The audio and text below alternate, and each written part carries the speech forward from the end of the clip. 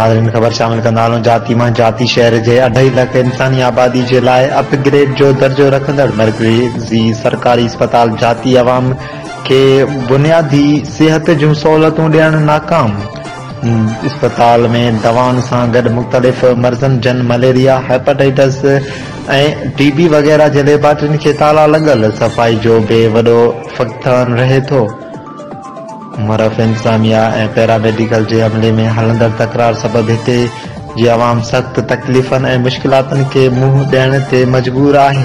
उन सिलसिले में अॼु जाती अस्पताल में मलेरिया ऐं दवाउनि जे खोट ख़िलाफ़ शहरवासियुनि सैयद अनवर शाह जी अॻवानी में सख़्त एहतजाज कयो। उन मौक़े ते जाती अस्पताल जे विज़िट ते आयल DHO मैडम शहनाज ख्वाजा सां पिणु मुलाक़ात कई। खेसि सूरतहाल खां आगाह कयो।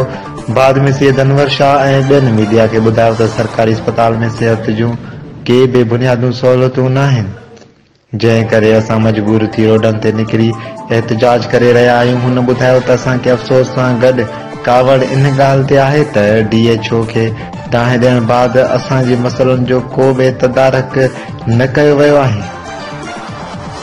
लाइक कयो असांजे वीडियो खे। वधीक मालूमात जे लाइ सब्सक्राइब कयो असांजे चैनल खे। बेल आइकन ते क्लिक कयो त जीअं ईंदड़ वीडियोस अव्हां ताईं वक़्त सर पहुची सघनि।